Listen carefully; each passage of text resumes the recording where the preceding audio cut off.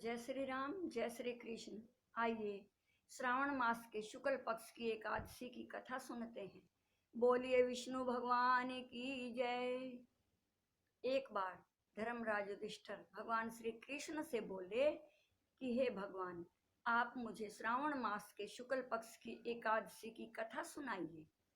इस पर भगवान श्री मधुसूदन बोले कि हे राजन, अब तुम शांति पूर्वक श्रावण मास के शुक्ल पक्ष की एकादशी की कथा सुनो, जिसके सुनने मात्र से ही वाजपेय यज्ञ का फल मिलता है।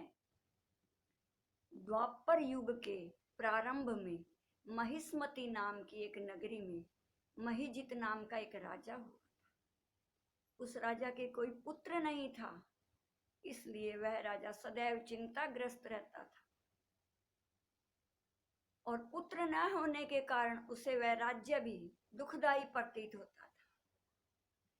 राजा ने पुत्र प्राप्ति के बहुत से यत्न किए, परंतु सब निष्फल गए। उम्र के साथ साथ राजा की चिंता बढ़ने लगी। एक दिन उस राजा ने अपनी प्रजा को संबोधन करके कहा कि न तो मैंने अपने जीवन में कोई पाप किया, न ही अन्याय पूर्वक प्रजा से धन एकत्रित किया, और ना ही मैंने किसी देवता और कभी भी मैंने देवता और ब्राह्मणों का धन नहीं छीना और न किसी की धरोहर ली, और मैंने प्रजा को सदैव पुत्र की तरह पाला। मैंने अपराधियों को पुत्र और बांधुओं की तरह दंड दिए। मैंने कभी किसी से राग द्वेष नहीं किया, सबको एक समान समझा। इस प्रकार धर्म युक्त राज्य करने पर भी मैं इस समय महान दुख पा रहा हूं। इसका क्या कारण है, मुझे कुछ समझ में नहीं आ रहा। तो राजा महिजित की इस प्रकार बातें सुनकर प्रजाजन और मंत्रीगण आदि सभी इस बात को विचारने के लिए वन में गए। वहां वन में जाकर उन्होंने बड़े बड़े मुनियों के दर्शन किए। उस स्थान पर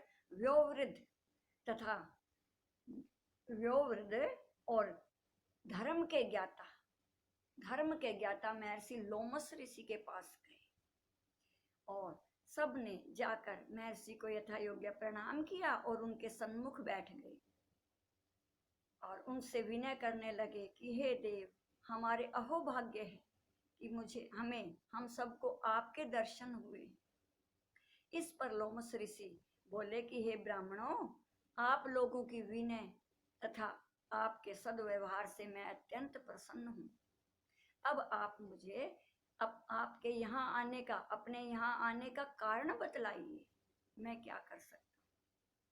देखिए, साधु संतों का, ऋषि मुनियों, महापुरुषों का जन्म समाज कल्याण के लिए, जन कल्याण के लिए ही होता है। तो महर्षि लोमस ऋषि बोले कि अपने आने का कारण बताइए, तो मैं आपके कार्य को अपनी शक्ति के अनुसार अवश्य ही पूरा करूंगा, क्योंकि हमारा तो शरीर ही परोपकार के लिए बना है, इसमें किंचित मात्र भी संदेह नहीं है। तो लोमस ऋषि के ऐसे वचन सुनकर सब बोले कि हे महर्षि, आप हमारी समस्त बातों को जानने के लिए ब्रह्मा जी से भी अधिक हैं। और देखिए, महिष्मति नाम की पुरी में एक महिजित नाम का धर्मात्मा राजा है। यह राजा अपनी प्रजा का पुत्र की तरह धर्मानुसार पालन करता है, परंतु फिर भी पुत्रहीन है। इससे वह अत्यंत दुखी रहता है और हम लोग उस राजा की प्रजा हैं, क्योंकि प्रजा का यह कर्तव्य है कि राजा के सुख में सुख माने और राजा के दुख में दुख माने। हमको उसके पुत्रहीन होने का अभी तक कारण प्रतीत नहीं हुआ। अब जब से आपके दर्शन करे हैं, हमको पूर्ण रूप से विश्वास है कि अब हमारा कष्ट अवश्य ही दूर हो जाएगा। अतः अब आप हमको राजा के पुत्र होने का उपाय बतलाइए। इस पर लोमस ऋषि ने एक क्षण के लिए अपने नेत्र बंद किए और राजा के पूर्व जन्मों का विचार करने लगे। तो विचार करके बोले कि हे ब्राह्मणों, यही राजा पिछले जन्म में अत्यंत निर्धन था तथा बुरे कर्म किया करता था। एक गांव से दूसरे गांव में घूमा करता था। एक दिन ज्येष्ठ मास की द्वादशी, शुक्ल पक्ष की, ज्येष्ठ मास के शुक्ल पक्ष की द्वादशी के दिन, जो कि 2 दिन से भूखा था, वह राजा 2 दिन से भूखा था, तो दोपहर के समय एक जलाशय पर पानी पीने के लिए गया।